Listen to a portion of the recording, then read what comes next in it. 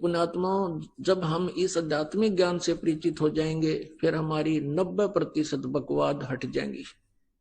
छोटी छोटी कथाएं हैं जो आपके बहुत काम आएंगी। एक समय एक गांव में, एक नगर में एक सेठ रहता था और उसने अपने गुरुजी से जो ज्ञान प्राप्त किया था उससे ये पता लग गया था कि भाई अब ये व्यवसायिक जो लोग होते हैं ये इन्हें देखा करें कि अभी कहाँ मुझे लाभ होगा, इन मोक्ष से कोई लेना देना नहीं होता।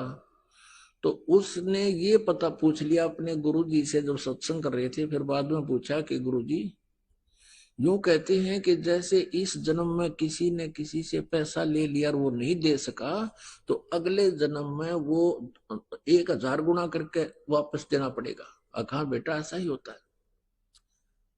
तो उस लाला जी ने क्या कराया, अपना बोर्ड लगा दिया दुकान के आगे कि अभी कर्ज ले जाओ, जिसने कर्जा चाहिए, किसी ने लोन चाहिए ले सकता है, लेकिन अगले जन्म में लूंगा, इस जन्म में लूं कोई ना। अब ये जो पैसे के पुजारी होते हैं ये इसे इतनी गिरजैन की वृत्ति बताते हैं। एक लाला जी मर गया, यम के दूत पकड़ के ले गए तो उससे पूछने लगे, भाई तेरे को पहले स्वर्ग में भेजा या नरक में, क्योंकि तेरे इतने पुण्य इतने पाप। नो बोला दोनों के बीच में बिठा दे, नो उनके भी आओगे गा कर, नरक वाले भी आओगे, दोनों के बीच में बिठा दो उन्हें। यानी वहां भी अपने बिजनेस पॉइंट व्यू से ही सोचा उसने। तो इसी दृष्टिकोण से उस लाला जी ने अपने गेट पर ये बोर्ड लगा रखा था कि अभी इस जन्म जो कोई लोन लेगा तो अगले जन्म में लूंगा उससे।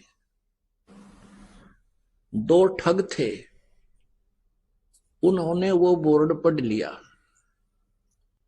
वो चले थे चोरी चारी करने, उन्होंने बोर्ड पढ़ लिया। दोनों बतलाए रही साहब मूर्ख, हमने तो पहली बार देखा, मेंटल तो नहीं है। अब उससे बात करी, भाई लाला जी हमने 200 रुपये कर्ज दे दे। बोला ले ले भाई। वो पक्का करे थे, वो कहने लगे भाई देखा हम तो जल्दी देवांगे, व्यवहार के पक्के आदमी है। वो कहने लगा ना भाई मैं तो अगले जन्म में लूंगा। अब उन्होंने फिर पक्का करे करना, भाई हम तो 6 महीने के भीतर तेरे वापस दे देंगे ब्याज रुपया। वो बोला ये ब्याज लूंगा और अगले जन्म में लूंगा, ना तो जाओ तुम। तो उन्होंने सोचा अच्छा भाई ले अगले जन्म में ले, उन तो ठगना था ही वो। उन दोनों ने अपने 200 रुपये या जैसा भी 100 या 500 लिए और दरे गठड़ी में चल पड़े। आगे वो चलते जा रहे थे, एक गांव के बाहर एक तेली का घर था। पहले तेली होते थे, कोल्लू चला करते थे बैल से, और उसमें सरसों पीड़ा करते थे और तेल बनाते थे। उस तेली के आंगन में कोल्लू लग रहा था, एक बैल तो चल रहा था, कोल्लू चला रहा था, एक वहां खड़ा था पेड़ से बांध रखा था। तेली किसी कामवश गांव में गया हुआ था, वो दोनों वहां रुक गए, जलपान कर ले, पानी पी लेते हैं। उन्होंने पानी पिया तो दोनों बैल बतलावे थे, आपस में बातें कर रहे थे। अब जो बैल चल रहा था उसमें कोल्लू में उसने पूछा जो बैल खड़ा था कि भी तेरा कितना लेन देन इस तेली के साथ बचा है। अब वो खड़ा बैल कह रहा है कि अभी कल जो है ना एक व्यक्ति आएगा और मुझे इससे मोल ले जाएगा 200 या 400 रुपए में। वो उस तेली का वो इतने पैसे मांगता है, और वो जो मुझे लेने आएगा वो मेरे 1200 रुपए मांगता है। उसके सारा हिसाब किताब लाकर 1200 रुपए ब्याज ब्यूज के हो रहे हैं। और वो फिर क्या होगा, मुझे यहां से ले जाएगा। आगे एक राजा ने हाथियों का युद्ध करवा रखा होगा आपस में भिड़ंत, और उसमें इनाम रखा होगा 12 रुपए का रखा हुआ है। मुझे वो ले जाएंगे, उनका वो तमाशा देखने लग जाएंगे हाथियों के झगड़े लड़ाई को, और मैं उस हाथी को हरा दूंगा जिसने सबको पराजित कर दिया होगा, और फिर मुझे 1200 रुपए का इनाम मिलेगा मेरे उस मालिक को जो यहां से ले जाएगा। मेरी मृत्यु हो जाएगी, मेरा और उसका हिसाब बराबर हो जाएगा। भाई मैंने पिछले जन्म में उसने जो ना 20 रुपये लिए थे, आज वो 1200 हो गए।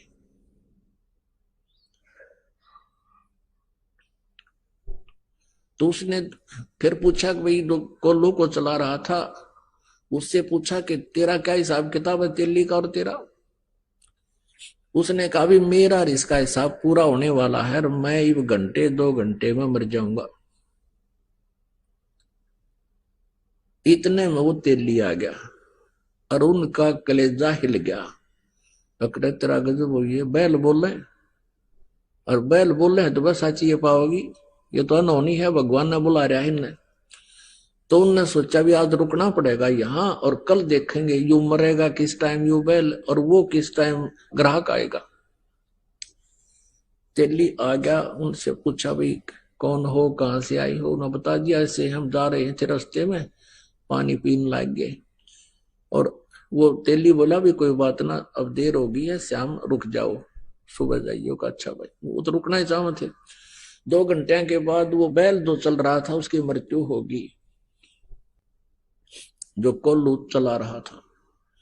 अब उन दोनों का दिल धड़क धड़क करने लगा रहे, या तो सच्ची हुई भाई। उधर से अगले दिन सुबह एक व्यक्ति आया और उस तेली से कहने लगा भाई कोई बैल बता मुझे, या तेरे पास होता है बैल दे। अब तेली का ये डर हो गया कि भाई चलता चलता बैल मर गया, कोई बीमारी आ गई पशुओं में, और इसने बेच दे जल्दी तो दूसरे को भी और लाऊंगा कोई। उसने उसके 500 400 100 200 जिसे रुपये मांगे और उसने दे दिए।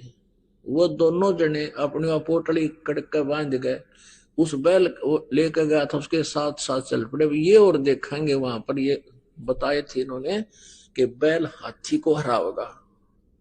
वहां क्या हुआ कि वो जाके खड़े हो गए, दंगल लगा हुआ था, हाथी आपस में कुश्ती कर रहे थे, एक हाथी सबको पराजित करता हुआ चल रहा था, और लास्ट में वो अकेला खड़ा हो गया कि और लाओ वे जिसका कोई हाथी हो, गुड़ाओ इसके साथ, ये केसरी हो गया। वो जाकर खड़े होकर तमाशा देखने लग गया। बैल पकड़ रखा था रस्सा हाथ में, वो बैल हाथ से रस्सा छुटा कर हाथी की तरफ भाग लिया। लंबे लंबे सींग थे पहने पहने। हाथी ने उसका सूंड मारा, वो सूंड लग गया, सींग फंस गया सूंड में, और हाथी मारा किल की चिंगाड़ बाज गया। हाथी का सूंड में दर्द बहुत होया कर, हाथी किलकी मारे रो और लीद करे। उसने सोची मेरा ने किया गया सिंगाड़ा, हाथी भाग गया। तो वो विजयी हो गया बैल, 1200 रुपये राजा ने इनाम दे दिया। वो 1200 रुपये उनके पास आए, उस बैल वाले के पास, उसी समय बैल की मृत्यु हो गई। अब वो दोनों जने उनके पैरों तले की जमीन खिसकन लगी, क्या तो बूंदी बनेगी, बैल बनना पड़ेगा इस लाला जी का जिसके पैसे ले आए हम। वो दोनों वापस आ गए। अगले दिन 9 के 9 दोनों ने पैसे रख दिए। सेठ जी अपने पैसे पकड़े, ये मारा पनी उठे ही पे। लाला जी ने ठाकर बार गली में फेंक दिए, हकमार मेरे लेखे कितने ले जाओ, हम ना, मैं ना लू, अगले जन्म में लूंगा। और वो ठाठा उल्टे धरे उसके हाथ जोड़े, लाला जी माफ कर दे, अगले जा, मैं ना लू कती भी। वो बाहर फेंक गए। उन्हें सोची बड़ा साका होया भाई। अब वो उठाकर उसने, वैसे तो गिरे के ऊपर क्योंकि देना पड़े, वो तो बहुत सुरक्षित रखने पड़े उनको, कदे को छीन भी ना ले जा, थारे बचाव रखे। तो उसने सोचा भी साधु संतों के पास इसका कोई समाधान होता है। एक संत कहीं बैठा था, वहां पहुंच गए और कहने लगे महाराज जी हम एक कसूते संकट में फंस गए, कुछ समाधान बताओ। सारी कहानी बता दी। अब वो संत बोला, भाई एक काम करो, इसका कोई धर्म पुण्य में ला दो लाला जी के नाम पे। तुम यूं करो, एक धर्मशाला बनवा दो मेन रास्ते पे, और एक कुआं बनवा दो, उस पर लिखवा दो लाला जी उस सेठ का नाम कि उसके नाम की धर्मशाला। और तुम यूं करियो, उसमें किसी को रुकने मत देना, और ना उस कुएं में तो पानी किसी को पीने देना। बोला जी फिर क्या होगा? फिर तुम बताओगे क्या होगा, और जो मैं कहूं इतना कर दो। अब वो ने सोचा भी महात्मा ने जो कहा है तो बात फिर ये जाना आगे क्या होगा। उन्होंने एक मेन रास्ते पर जो स्टेशन से उतरकर गांव को आता था, स्टेशन से उतर करके जो यात्री आते थे उस नगर के, स्टेशन 2-3 किलोमीटर की दूरी पर था नगर से, उसके बीच में बनवा दिया। उसके मतलब 2-2.5 किलोमीटर था तो 1.25 किलोमीटर दूरी पर बना दिया, और वो कुआं बना दिया, एक धर्मशाला बना दी, लिख दिया लाला जी का नाम जिस पर उन्होंने लोन लिया था, उधार ली थी। अब वहां यात्री आवे और पानी पीने या थोड़ी देर विश्राम करने के लिए धर्मशाला की तरफ जाऊं, वो दोनों लकड़े लठ लेकर, खबरदार दे यहाँ आगे होता है, चलो यहां से। तो वो कहने लगे, भाई क्यों तुमने धर्मशाला बनवा रखी, कुआं बनवा रखा, तो रुकने क्यों नहीं देते, जल क्यों नहीं पीने देते? हकीम लाला जी ने पूछ लो भाई, इसने मना कर रखा है कि यहाँ हम दोनों नौकर छोड़ रखे हैं, और कह रखा है ना इसमें किसी को रुकने देना, ना इसमें पानी पीने देना किसी को। इमाम आदमी ने बोले, बड़ा मूर्ख आदमी, इतना पैसा ला दिया और फिर किसी को यहाँ टिकने भी नहीं देते आयो, यो कैसा लाला जी हुआ, सब गाली देते जाओ। एक दिन उसका समधी आ गया, उसके लड़की ब्याह रखी थी, वो समधी भी आया, उसने देखा पढ़ा अको हो तो अपने ही रिश्तेदार का बनवाया हुआ है, और अच्छी मरोड़ सी में पहुंचा, चला उधर को, वो दोनों लकड़े लठ ले गए, खबरदार जो इधर आया था। वो कहने लगा, क्या बात भाई, मैं इसका रिश्तेदार हूं। ने बोला, बाहर चल, तू किससे का रिश्तेदार हो? इसने ये कह रखा इस सेठ ने कि इस धर्मशाला में कोई रुक नहीं जा, और इस कुएं से कोई पानी नहीं पी ले, हमारी ड्यूटी ला रखी। वो कहने लगा, रही बड़ा नालायक आदमी, मैं तो इसको बहुत अच्छा आदमी समझू था रिश्तेदार को, ये तो जमा दुष्ट इंसान है, हैं? बता, प्याऊ बनवा रखी, कुआं बनवा रखा, धर्मशाला बनवा रखी, किसी को रुकने नहीं दे रहा।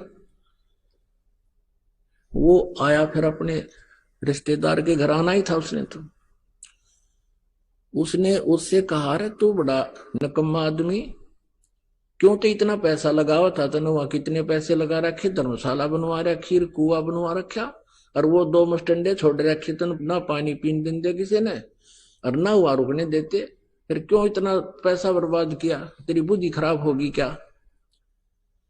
अब वो ने सोचा, भाई कौन सा, कहाँ धर्मशाला है, कौन सा कुआं है। वो काफी देर सोचता रहा, क्या बात है, क्या कह रही हो आप? कह के मैं झूठ रहा हूं, तेरा नाम लिख रखा और तेरे नाम से धर्मशाला बनवा रखी, कुछ लाला जी ने धर्मशाला बनवा रखी है, उसी ने ये कुआं बनवा रखा है, और वहां 2 खड़े हैं, वो लठली है, नो किससे नियाण दे, लाला जी ने कह रखी है। उसने सोची, देखूं तो कहा, वो उस दोनों जने आए, देखे तो वो खड़े सामने लठले, वो जान गया कि ये तो भाई मेरी बेइज्जती करवा दी ने। तो कहने लगे, भाई तुम क्यों कर पीछा छोड़ो मेरा। वो सेठ बोला, न बोला, मारी वो कलम तार दे और कह दे मेरे आए हो लिए भाई ये 2 जोड़े हाथ, मैंने तुम्हारे अपने लोन खत्म कर दिया और मान लिया भाई तेरा, तुम्हारे सारे पैसे आ गए, मेरी बेइज्जती ना करो तुम। तो वो अपने गए और फिर मजदूरी करके अपना गुजारा किया, साधु संतों से उपदेश लिया, भक्ति की, कल्याण करवाया। तो पुण्यात्माओं, ये सत्कर मान लेना, भले ही आपको एक दंत कथा लगे, लेकिन ये आपके हृदय में उतर जानी चाहिए। आज क्या हालत है जीव की। तो इस प्रकार जब अध्यात्म ज्ञान हो जाएगा आपको, आप ये गलती नहीं कर सकते हैं। ये दास देख रहा है, पहले शराब पिया करते थे, ताश खेला करते थे, दुनिया ने लूटा करते थे, 2 के 20 बनाया करते थे, चाहे कोई दूध बेचता था या कोई दुकानदार था, और दूनी बिरानमाटी हो रही थी उनकी। और आज वो प्राणी किसी का 10 रुपए आ जाते हैं ना, घर दे काम वापस।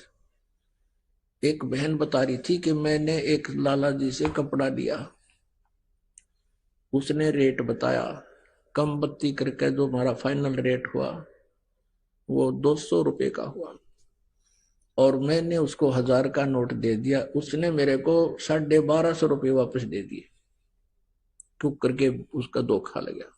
तो मैंने उस टाइम तो ध्यान रहा नहीं, और घर आके देखा कि मैं तो इतना का सामान लाई हूं और इतना पैसा मेरे पास, ये फालतू आ गया सेठ का। अगले दिन गई और उसके वापस पैसे दिए उसने, जितने भी वो फालतू थे।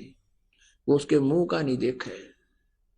ए बेटी तू तो देवी उतर रही है, यहाँ तो ठा ले जा, वापस देने की बात दूर से। जब दाव लग जाता कि मैं और भी ठा ले जा लोग, और तू वापस देना आ गई, मेरा तो याद भी ना थे। तो पुण्यात्माओं, इस प्रकार फिर आप के पास किसी का एक नया पैसा भी हजम नहीं हो सकता। आत्मा नहीं मानना आपकी, क्योंकि इसको पता है फिर के दुर्गति होगी और कैसे पूरे करने पड़ेंगे। गधा बनकर कुम्हार के घर पे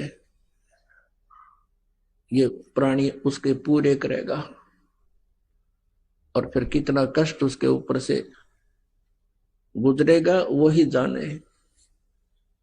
तो पुण्यात्माओं, परमात्मा कहते हैं अपनी महिमा बताने के लिए कि तुमने उस दरगाह का मैल नहीं देखा और धर्मराज के तिल तिल का लेखा। तो प्रसंग चल रहा है कि जब हम परमात्मा के आध्यात्मिक ज्ञान से परिचित हो जाएंगे, फिर हमारी एक विशेष व्यवस्था बनेगी, आत्मा के अंदर एक विशेष उभार आवेगा। अब देखता ये दास, आज भी कम से कम 4 भक्त आए थे, नो बोले जी रास्ते में 100 रुपये पड़े पाए। अब वहां देवा किसने, यहां दान कर दिया, घर पर नहीं प्रयोग हो सके। और पहले के सतिथि थी, नो देख के ठा करते, को देखते ना ले और गोज मगा लेते।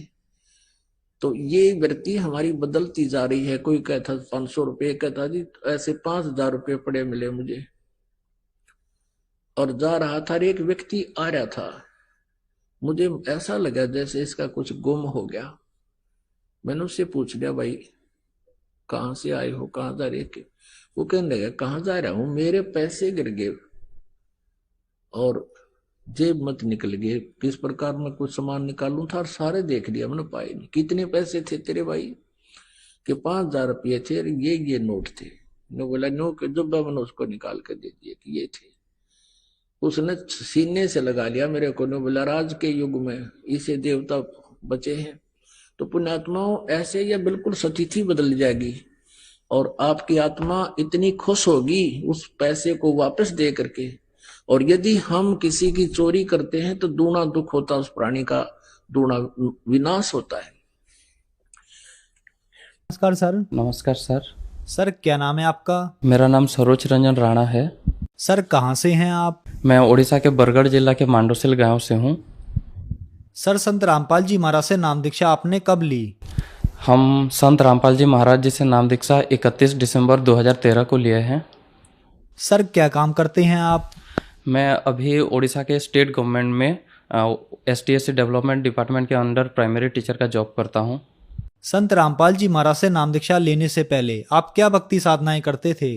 जैसे कि हिंदू धर्म में 33 करोड़ देवी देवताओं का पूजा जाता है। ब्रह्मा, विष्णु, महेश, दुर्गा माता, लक्ष्मी जी, गणेश सभी का पूजा करते थे। और मेरे पापा अवधूत बाबा शिवानंद जी महाराज से नाम दीक्षा ले रखे थे। तो फिर आप संत रामपाल जी महाराज की शरण में कैसे आए? हमने बहुत सारे पूजा करते थे, सब कुछ पूजा करते थे, हिंदू धर्म के जितने भी पूजा विधि है, लेकिन हमें ऐसे कुछ लाभ हो नहीं रहे थे। जैसे कि हम देख रहे थे कि बहुत सारे फिजूल के खर्चे आ जाते थे। मिडिल क्लास फैमिली में बिलोंग करते थे पहले, अभी भी हैं। तो बहुत सारे खर्चे ऐसे आ जाते थे और हर साल हर एक दिन पूजा ऐसे लगे रहते थे, कोई लाभ नहीं होता था। धीरे धीरे मम्मी की तबीयत बिगड़ने लगे, मम्मी का डायबिटीज़ निकल गया। कम से कम मैं जब छोटा था 4 या 5 क्लास में पढ़ता था, उसी टाइम से ही मम्मी का डायबिटीज़ निकल गया था। घर में गृह कलेश भी बढ़ने लगे, पापा शराब पीने लग गए थे, ऐसे नौबत हो गए थे हमारे। तो एक दिन पापा जब नाम दीक्षा ले रखे थे अवधूत बाबा शिवानंद जी महाराज से, उनके सत्संग के बाद ही उसी चैनल में संत रामपाल जी महाराज के सत्संग आते थे। तो मतलब बहुत दिन जाने के बाद पहले वाले सत्संग को देख रहे थे शिवानंद जी महाराज के, कई दिन तक उसके बाद पता चल गया कि संत रामपाल जी महाराज के सत्संग आ रहे हैं, देखना स्टार्ट हो गया। तो सत्संग देखते देखते 1-2 महीना बीतने के बाद आश्रम को कॉल किए, वहीं से एक पुस्तक मंगवाए पापा। तो उस टाइम भक्ति सौदागर को संदेश उस पुस्तक भेज दिया आश्रम से, बरवाला आश्रम से। तब उस किताब को 1 महीने के बाद, 1 महीने तक पढ़ने के बाद समझ में आएगा कि असली पूजा विधि क्या है, असली साधना क्या है। तो पापा मम्मी हम मेरे और एक दीदी है और एक छोटा भाई, हम सब ने पढ़ा पुस्तक को, हम पूरे ज्ञान से परिचित हो गए और पता चला कि कबीर साहब ही पूर्ण परमात्मा है और उनके अवतार में अभी सदगुरु संत रामपाल जी महाराज आए हुए हैं। उस दिन से ठान लिए कि हम नाम दीक्षा लेकर ही रहेंगे। तब सन 2013 अप्रैल के महीने में पापा बरवाला आश्रम गए और वहाँ से संत रामपाल जी महाराज से नाम दीक्षा ले लिए और उसके 1 महीने बाद मेरे मम्मी ले लिए और 2-3 महीने के अंदर हम तीनों भाई बहन भी संत रामपाल जी महाराज के शरण में आ गए। सर, संत रामपाल जी महाराज से नाम दीक्षा लेने के बाद आपको क्या लाभ मिले? पहले बात तो यह है, हमें सही भक्ति विधि मिल गया, मोक्ष का मार्ग मिल गया। दूसरे बात, ऐसे शारीरिक लाभ, सांसारिक लाभ बहुत हुए हैं। पहले बात, मेरे मम्मी को कहीं पर भी कार, बस या किसी भी व्हीकल में, जैसे बोलेरो हुआ, 10 किलोमीटर भी चली जाती थी तो उसको उल्टी आना शुरू हो जाती थी। वो कभी जा नहीं सकती थी, सिर्फ बाइक में पास में जा सकती थी।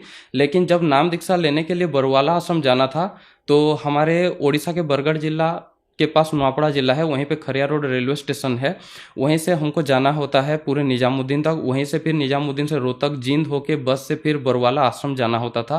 तो हमने सोच लिए थे कि मम्मी कैसे जा पाएगी, लेकिन सदगुरु संत रामपाल जी महाराज के इतना दया हुआ कि मम्मी को एक बार भी उल्टी नहीं आई, सही सलामत आश्रम चली गई, वहीं से नाम दीक्षा लिया और वापस भी आ गए। और जब वापस आ रहे थे, वही खरिया रोड रेलवे स्टेशन के उतर के बाइक से घर आ रहे थे, तो रास्ते में क्या हुआ, एक्सीडेंट हो गया। मेरे पापा और मम्मी दोनों बाइक में थे, बाइक का एक्सीडेंट हो गया। तो पापा को तो कुछ नहीं हुआ बाइक में, लेकिन वहीं चारों ओर जितने लोग थे उनको लगा कि बहुत ही बड़ा एक्सीडेंट हो गया है और मम्मी बाइक से गिर रही थी। लेकिन मम्मी को पता चला कि वहीं पे गुरुजी आके उसके हाथ पकड़ के उसको खड़े कर दिए हैं और मम्मी सही सलामत बच गई। फिर उसके बाद धीरे धीरे संत रामपाल जी महाराज से नाम दीक्षा लेने के बाद मेरे पढ़ाई में बहुत सुधार आ गए। मैं 12th के बाद डीएड कर रखा हूँ, यहाँ उड़ीसा में डीएलएड कहते हैं, डिप्लोमा इन एलिमेंट्री एजुकेशन। तो 2017 में मेरा डीएड कंप्लीट हो गया। उसके बाद मुझे बस टेंशन लगा रहता था कि मुझे जॉब कैसे मिलेगा, गवर्नमेंट जॉब कैसे मिलेगा। तो उड़ीसा में उस टाइम पोस्टिंग नहीं निकल रहे थे। 2018 में वेलफेयर डिपार्टमेंट, जो STSC डेवलपमेंट डिपार्टमेंट है, उसके अंडर बरगढ़ जिले में सिर्फ पोस्टिंग निकल आया और मेरे जो 12th साइंस डीएड है उसके बस 8 ही पोस्ट बचे थे। तो मैं सोच रहा था कि मुझे पोस्ट नहीं मिलेगा, पोस्टिंग नहीं हो पाएगा। लेकिन जब मैंने उसके लिए फॉर्म डाला और उसका सिलेक्शन हुआ तो मेरा टॉप रैंक पे सिलेक्शन हो गया था और 2019 मार्च 2 तारीख को मेरा सिलेक्शन हो गया। और वेलफेयर डिपार्टमेंट बहुत दूर दूर में पोस्टिंग होता है, लेकिन संत रामपाल जी महाराज के दया से मेरे घर से बस 25 किलोमीटर दूरी के पे स्कूल पे मेरा पोस्टिंग हो गया। उसके बाद जब संत रामपाल जी महाराज जी से नाम दीक्षा ले लिए हम लोग, हमारे पहले से जो गृह कलेश हो रहे थे वो सारे ख़त्म हो गए। हम पहले बहुत कर्जा लेते थे, बहुत मतलब पापा को जब भी पैसे की ज़रूरत हो तो बहुत कर्जा हो जाता था बाहर से, बैंक से। लेकिन नाम दीक्षा लेने के बाद हमारे जो फिजूल के खर्चे हो जाते थे वो सारे कम हो गए और धीरे धीरे सारे कर्जा ख़त्म हो गए। अभी कोई भी कर्जा नहीं होता। सदगुरु रामपाल जी महाराज की दया से आर्थिक स्थिति बहुत सुधार आ गया है। और नाम दीक्षा लेने से पहले करीब 10 या 11 साल से मम्मी को डायबिटीज़ था। तो उसके हालत बहुत ख़राब हो गए थे, वो खाना भी नहीं बना सकती थी घर पे। लेकिन संत रामपाल जी महाराज के नाम दीक्षा लेने के बाद उसके डायबिटीज़ में सुधार आने लगा और 1 महीने में पूरे स्वस्थ हो गए। वो मिठाई भी खा लेती है, आलू भी खा लेती है, कोई भी मीठे की सब्जी सब कुछ खा लेती है, अभी कोई दिक्कत नहीं है। और बचपन से जब हम स्कूल में पढ़ाई करते थे उस टाइम से कुसंस्कार से बहुत नफरत हो गए थे। मेरा सोच बहुत ही अलग रहता था। मैं सोचता था कि जब मैं बड़ा होकर शादी करूंगा तो वो बिल्कुल भी दहेज मुक्त रहे, कोई भी कुसंस्कार उसमें जोड़ ना रहे। तो पहले तो जब हम दीक्षा नहीं लिए थे संत रामपाल जी महाराज जी के, तब तो समाज के लोग कहते थे कि इतना दहेज लाना, ऐसे करना, बहुत सारे लोगों को इकट्ठा करना, बाराती में 10-12 गाड़ी लेना, तो ये सारे मुझे गलत लगता था और बहुत खराब लगता था। जब हमने संत रामपाल जी महाराज जी से नाम दीक्षा ले लिए, उनके मार्ग पे चलते हुए अभी सन 2021 अगस्त 1 तारीख को मेरा दहेज मुक्त शादी हुआ। उसी में ना कोई फिजूल का खर्चा था, ना कोई बैंड बाजा, ना कोई बाराती, बस परम सदगुरु संत रामपाल जी महाराज के विधि से सब लोगों के सर्व सहमति से हमारा शादी संपन्न हो गया। ये सब सदगुरु संत रामपाल जी महाराज के तत्वज्ञान के वजह से संभव हो पा रहा है। जब संत रामपाल जी महाराज से हम दीक्षा लेते हैं, हम तत्वज्ञान से परिचित हो जाते हैं और वही एक सच्चा संत है जिन्होंने पूरे संसार से कुसंस्कार को हटाने की जिम्मेदारी ले रखे हैं और उनके सारे अनुयायी अभी उनके मार्ग पर चलते हुए सारे कुसंस्कार से दूर रहे हैं, दहेज मुक्त शादियां कर रहे हैं, ब्लड डोनेशन कैंप कर रहे हैं, ऐसे बहुत सारे समाज सुधार के कार्य में लगे हैं। ओडिशा के जितने भी युवा हैं वो तो अभी बहुत सारे बेरोजगारी से जूझ रहे हैं, किसी भी, और बहुत सारे युवा ऐसे नशे में लग गए हैं, शराब पीते हैं, बहुत सारे गंदे कार्य में लगे रहते हैं। तो उन सभी युवा से मेरे निवेदन है, संत रामपाल जी महाराज के लिखित एक अनमोल पुस्तक है जीने की राह, उसे पढ़े और उस ज्ञान को समझे और अपने मोक्ष और कल्याण करवाने के लिए संत रामपाल जी महाराज जी से नाम दीक्षा ले लिए। एक बात हम समझ गए कि इस पूरे दुनिया में संत रामपाल जी महाराज के अलावा और कोई संत नहीं है और उनके ज्ञान के अलावा और कोई ज्ञान नहीं है। वही सच्चा ज्ञान है और उसी ज्ञान के तहत ही हमें मोक्ष मिल सकता है। और मोक्ष पाने के लिए हम हरियाणा बरवाला जाए और सतलोक आश्रम से नाम दीक्षा लिए संत रामपाल जी महाराज जी से। संत रामपाल जी महाराज से नाम दीक्षा कैसे ली जा सकती है? अभी संत रामपाल जी महाराज के बहुत सारे चैनलों में सत्संग चलता है। उसी सत्संग चलने के टाइम में उस सत्संग के नीचे एक पट्टी में सतलोक आश्रम का नंबर रहता है। कोई भी श्रद्धालु चाहेंगे तो उसी नंबर से आश्रम में कांटेक्ट करके अपने नजदीकी नामदान सेंटर का पता लगा सकते हैं और संत रामपाल जी महाराज जी से नाम दीक्षा ले सकते हैं। धन्यवाद सर। धन्यवाद। भाई जो गुरु बचन पे डट गे रकट गे फंद 84 के, कट गे फंद 84 के, रकट गे फंद 84 के। भाई जो गुरु बचन पे डट गे रकट गे फंद 84 के। वस्तु मिली ठोर की ठोर, मिट गई मन पापी की।